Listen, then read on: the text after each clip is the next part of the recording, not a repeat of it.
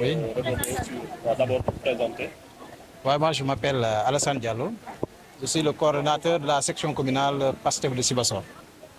Pouvez-vous revenir sur l'objet de cette rencontre de votre parti, PASTEF à Oxford? Merci beaucoup. Aujourd'hui, nous avons été à Sibassor.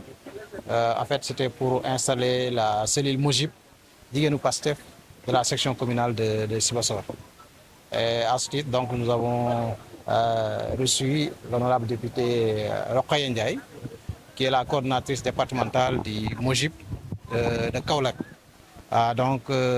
L'installation s'est faite dans de très bonnes conditions, dans d'excellentes conditions,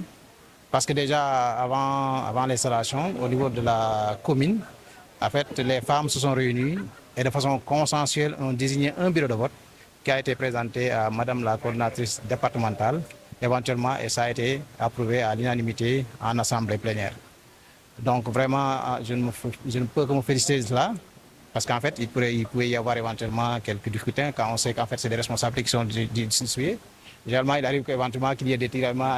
à gauche et à droite, ce qui est tout à fait naturel, parce qu'en fait, c'est des ambitions qui se dégagent. Et puis, comme nous sommes actuellement un parti au pouvoir, donc c'est sûr qu'il y a de plus en plus d'envie et éventuellement des ambitions qui vont se choquer les unes aux autres.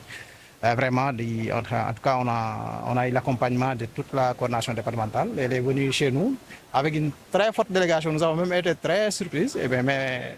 je pense que nous avons dû faire une bonne répartie parce que quand même, il y a une forte mobilisation aussi des femmes de la commune de Sibassor. Donc, nous, en tant que coordinateur, on peut se féliciter de ça, en espérant qu'effectivement, que les discours qui ont été faits ici et les envies qui ont été dégagées se matérialisent sur le terrain, en fait, pour le bien du parti, pour le rayonnement du parti, dans la commune de Sibassor en particulier, et au Sénégal en général. En espérant qu'éventuellement,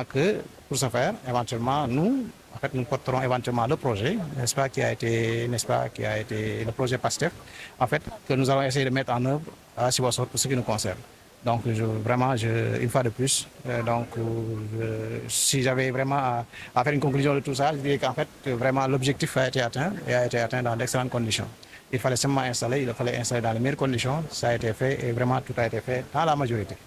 Et vraiment, et à la satisfaction de tout le monde. waaw ñu ngi nuyu ñëpp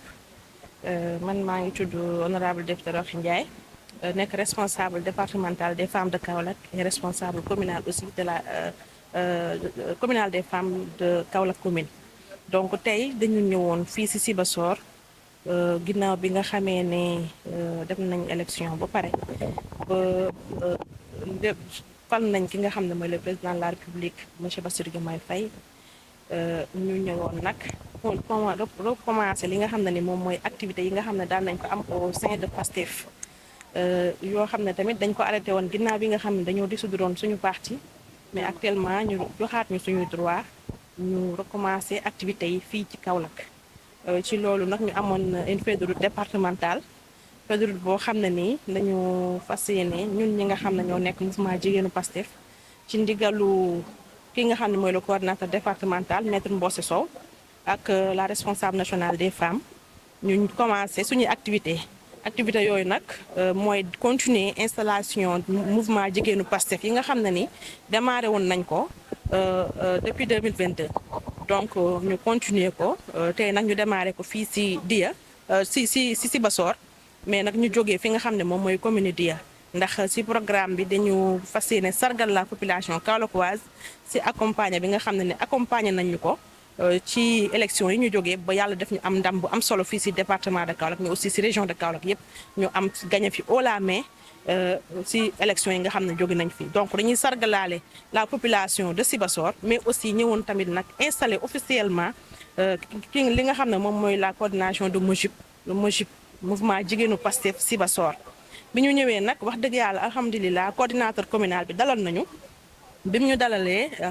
xamal ñu ne bi nga xamee ne informé nañ ñu ko ne ñu ngi ñëw jox ko organigramme Mojib moom commencé woon na liggéey ak jigéen ñi woowoon na képp koo xam ne jigéen nga rek te dëkk fii ci Sibassor yëgal ko installation bi ñu ñëw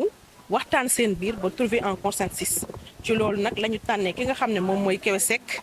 jiital ko fii ci Sibassor à l'unanimité donc teg aussi un bureau Mojib communal boo xam ne ni ñoom it ñoo ko waxtaanee ñëpp ànd ci donc ci loolu nag la ñu ñëwoon fii di féliciter nag la section communale de Sibassor à sa tête le coordinateur Alsane Diallo ci liggéey bu am solo bi nga xam ne ni am na ko pour que installation bi mun a officielle mais taxawaay bu am solo bi nga xam ne ni taxaw na ko ngir gunge jigéen ñi seen liggéey bii. parce que dañu jàpp ne ginnaaw bi nga xamee ne génn nañ ci élection yi suñu liggéey dafay soog di door ndax am na loo xam ne ni jotoon c'est des acquis ñu war ko consolider mais aussi dañu war a tàllal suñu loxo gën koy yaatal ngir woo ñëpp ñu fekk suñu ci liggéey bi ngir ñu mën a mettre en œuvre li nga xam ne mooy le projet PASTEF fii ci département de Kaolack rawatina ci commune Sibassor loolu moo doonoon tànk yi tey fii ci Sibassor.